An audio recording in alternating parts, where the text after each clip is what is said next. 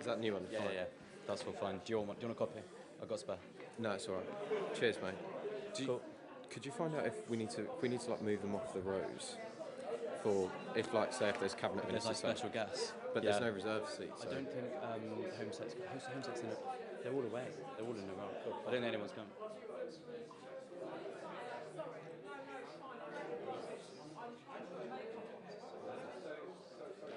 So after the press statement and PM, we'll do a Q&A session. So if you're called to ask a question, could you please stand up and state your name, outlet, and then relay the question. Take it away.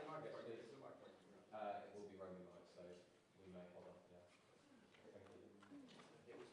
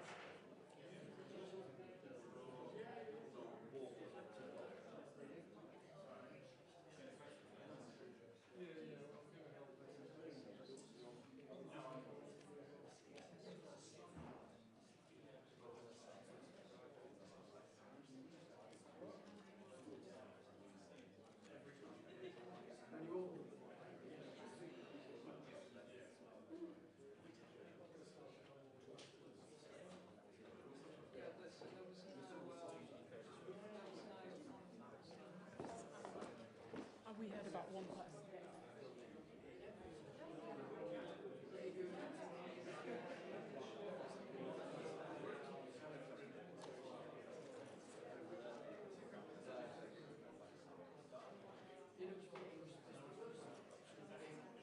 Did you have FOMO? Well, I did on day one. And then you realised there's not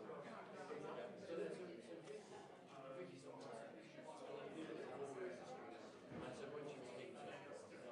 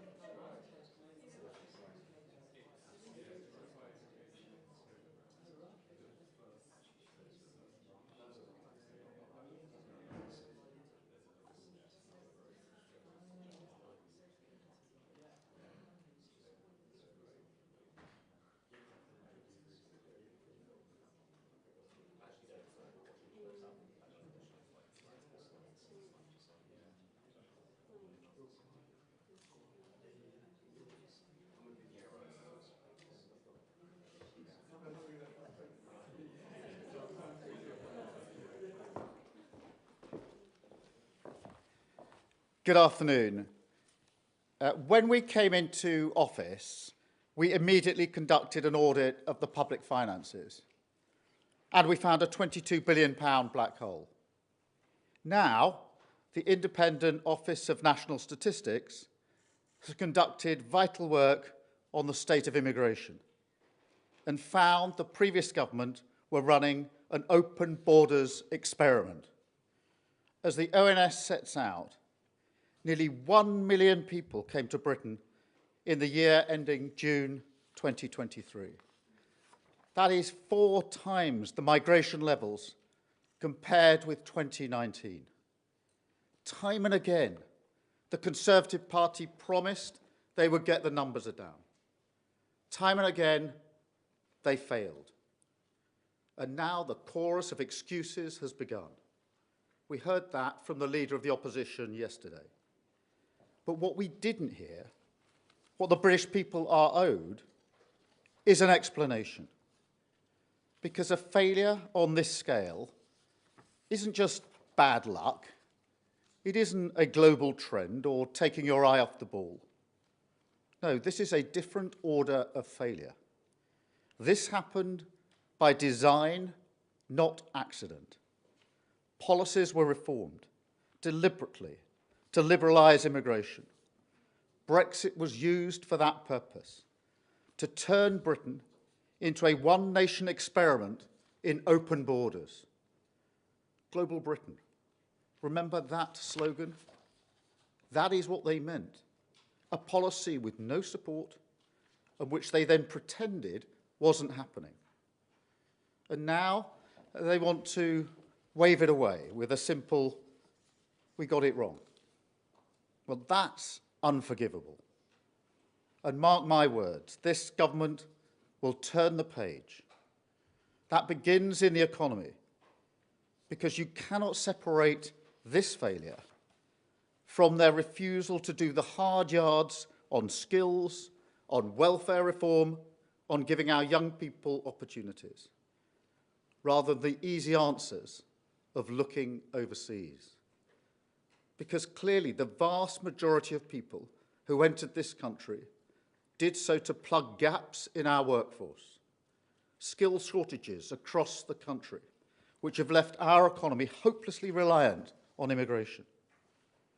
2.8 million people out of work on long-term sickness, a problem ignored, left to fester. 1 in 8 young people not in employment or education or training. Sectors of our economy, like engineering, where apprenticeships have almost halved in the last decade, while visas have doubled. So we're taking a different approach. We will publish a white paper imminently, which sets out a plan to reduce immigration. The Migration Advisory Committee is already conducting a review. And where we find clear evidence of sectors that are over-reliant on immigration, we will reform the points-based system and make sure that applications for the relevant visa routes, whether it's the skilled worker route or the shortage occupation list, will now come with new expectations on training people here in our country. We will also crack down on any abuse of the visa routes. For far too long, we've been casual about malpractice in our labour market, which sends a clear signal overseas that we're a soft touch. Well, no more. Our rules will be enforced. Any employers who refuse to play ball, they'll be banned from hiring overseas labour. And I'm pleased to announce today a new security agreement between Iraq and the UK. This is a world first that will help us smash the people smuggling gangs and secure our borders. The Home Secretary has been out in Iraq to seal this deal, and we've also announced funding for Iraqi law enforcement to tackle this problem upstream, way before it reaches our shores. We're also tackling the utter mess we inherited in the Home Office. Asylum returns up 53% in the last 12 months compared with the previous year. Total returns up 34% in the last year. And we will keep on going, because this is the work of change. And alongside the NHS and the economy, securing our borders is the issue that matters to working people. You know, what people want from politics is not unreasonable. They want order and security, borders that we control, an NHS that protects you, an economy that offers secure work and good opportunities, not just for a few at the top, but for everyone. Let me say directly to the people watching, where the last government failed you, this one will not. They drove immigration numbers up. We will get them down. They left the NHS flat on its face. We will get it standing tall again. They made you poorer. We will put more money in your pockets. It won't be quick or easy, but we are going to turn things around, not with gimmicks, but with graft. A government that will not rest until the foundations are fixed, borders are secure, and Britain is rebuilt. Thank you. I'll now take questions. I think Chris Mason is first from the BBC. Chris. Thank you, Prime Minister. Chris Mason at BBC News. The UK appears to have become addicted to immigration, despite the fact that millions of people for years and years have indicated that they wanted to see the numbers fall. Why should people believe you now that you can achieve something that predecessors have not? And one other question, if I may, apologies. Following the BBC's investigation into Mohammed Al-Fayed, should there be a review or an inquiry into the work of the Metropolitan Police, the Crown Prosecution Service that you led, into the failings that have left millions of people without the answers and the justice they might have wanted? Thank you. Chris, on your first point, what is clear from these figures is really stark, and I think should shock all of us, because the net migration figures in 2019 were 184,000. And then on the figures we've now got today, 4 years later, literally 4 years later, 906,000. 4 times as many. This isn't immigration that's gone up by a few thousand. This is a policy under the last government that's driven immigration up to record levels, a complete loss of control. And that is why we've set out the measures I listed in the words I just said in relation to the action that we are taking. But there's a fundamental problem here, and that's to do with the way our economy works and the loss of control of immigration under the last government. We are going to turn that around with the measures that I have set out. On the question of Al-Fayed, look, I think we need to firstly give confidence to anybody who wants to come forward that they should come forward, and then assess the situation when we see what the final picture is. Thank you, Chris. Beth. Thank you, Prime Minister. Beth Rigby, Sky News. Prime Minister, in the year to June 2023, net migration was the same amount as it was in the 3 years of freedom of movement up to the Brexit referendum vote. People feel incredibly let down by their politicians. You say you want to bring it down. What does that mean? Will you bring it down to levels of the low 100,000s that we saw in 2019 or 2013, 14, 15? Or can you also not do that because of your need for economic growth? Thank you. Well, Beth, when you say people have been let down, you're absolutely right, because they were promised by the last government that it would get control of our borders, and we had a government that completely lost control of our borders. And this sort of increase is unprecedented. It's off the scale, what has happened in 4 short years. The way to get it down is the hard graft, not the gimmicks, but the hard graft of driving it down on the skills agenda, Migration Advisory Committee, making sure we're cracking down on employers that are breaking the rules, taking all the measures I've set out, measures that will have an impact on our immigration, which I do want to come down significantly. It needs to reduce. But these numbers, this 4-time increase, that wasn't just bad luck post-Brexit. That was their policy, and they drove immigration up. And as I say, we discovered a £22 billion black hole. We discovered that the prisons were in far worse shape, much fuller than we thought before the election. And now today, what we found is another incredible legacy failure, which is record numbers of immigration. It's our job now to turn it around, and we will. Thank you. And Amy from ITV. Thanks. Amy Lewis from ITV News. Prime Minister, you obviously today to talk about immigration. Are you going to set a cap on net migration? And if not, how will the public know if you've been successful in delivering your promises? And just a follow-up question, if you don't mind, on what's potentially a landmark day tomorrow with assisted dying. Has your view on this changed since you voted on it in 2015? Yeah, look, I want to see immigration come down significantly. And I said that before the election, I said that during the election, I say it again here today. So that means bearing down on the influences that have driven it up this high with the measures that I set out a moment ago. We had a supposed cap in place for the best part of a decade, and it didn't have any meaningful impact on reducing immigration. So I don't think setting an arbitrary cap, which is what previous governments have done, is the way forward. But do I want it significantly to reduce? Yes, I do, and that's what our plan will achieve.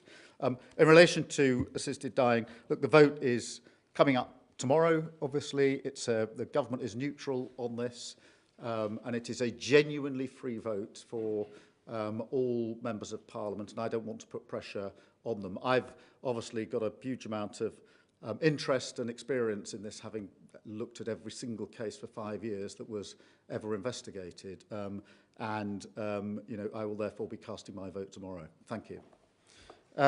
Chris, GB. Chris Hope, GB News. You say you want net migration to fall significantly, Prime Minister. The OBR, which forecasts these numbers, forecasts 315,000 net migrants arriving here but until 2028, 2029, nearly twice the number in 2019.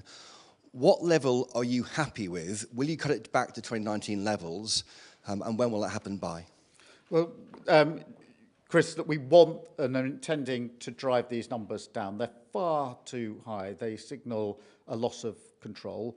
And that's what these policies are designed to achieve. And that's why the white paper will be published imminently, bringing them together as a plan. I'm not going to pluck an arbitrary number because that has been tried many years in a row and it has achieved absolutely nothing. And what I'm not going to do with the British public is adopt an approach which we know has not succeeded and pretend that it's going to succeed. I think the days of fiction and pretending there are easy answers are over. These are the days of hard graft. Thank you, Chris. Kate from Times. Kate McCann from Times Radio.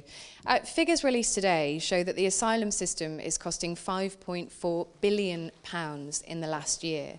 How much of that money has been spent on asylum hotels, and can you guarantee the British public that that spend will be zero by the end of next year? Thank you. We must bring the cost of asylum down, and we have a manifesto pledge to bring the number of hotels down, to end the use of hotels, which we are driving hard at.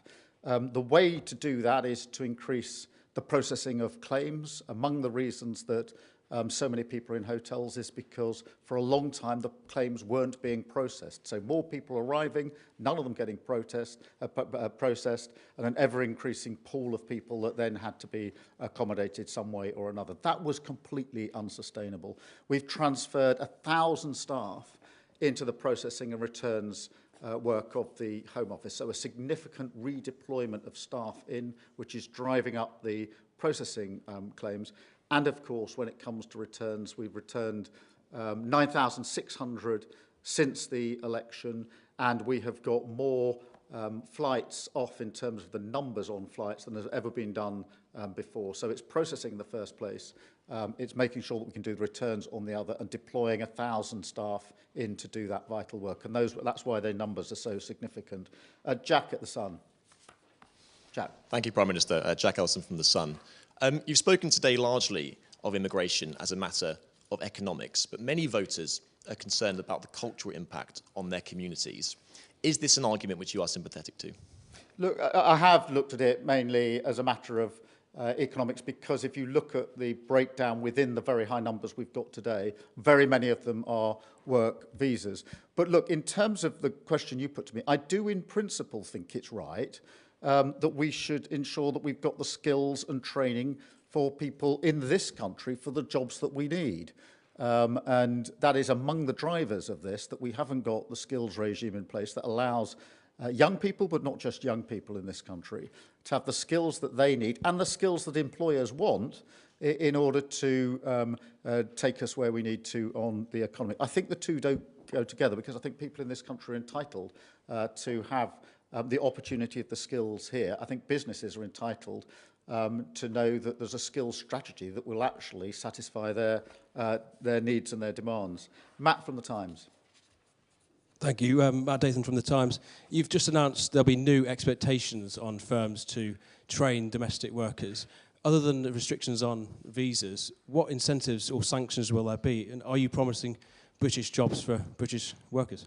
Well, I think it's, for too long, we've had this over-reliance on the easy answer of recruiting from abroad, and that's got to change. And it's a two-way street. We want to support employers, of course we do. We want to grow the economy, and I don't want to make it more difficult for businesses. But at the same time, and as I've said to them previously, they have to be involved in ensuring we've got the skills we need in this country in the places that we need them. That will come partly by devolving skills, getting more employers and local representatives involved in the skills strategies that we need. And so, you know, it is right that we have the skills available to people who live here, the opportunities that they want to develop their working lives, and give the employers the skills that they need near them for the jobs that they need doing. Thank you. Rajiv from The Guardian. Rajiv Sal from The Guardian. I'm over here, Prime Minister. Nigel Farage said that Donald Trump hates the Chagos deal. Is he right? Well, look, the Chagos deal is a good deal. It secures the base. That's in the vital interests of the US and the UK. And we are already engaging with the new administration in Mauritius as to how we take that forward. Thank you. Harriet from the Daily Mail. Daily Mail. The ONS has admitted that it's been too generous in its assumptions on its figures. Do you think that we need a total rethink of the way these figures are calculated? And do you think it's making it harder for government departments and agencies to plan when the ONS figures are so wide of the mark? Well, I think it's really important that we resist the temptation to see the problem in these figures as lying with the ONS. Because these are the revised figures. They're there for all to see. And what's shocking about them is not that they've been revised. What's shocking about them is the sheer figures. You have to double take when you see an increase of 184,000 to 906,000 in 4 years. If we think about the previous decade or more, in terms of the sorts of numbers we were talking about, what's shocking is not the way the figures are arrived at. This is one of those occasions, a bit like the 22 billion, a bit like the prisons are overfull, where the shock through the system is the sheer size of the number and the loss of control under the last government. Thank you very much indeed.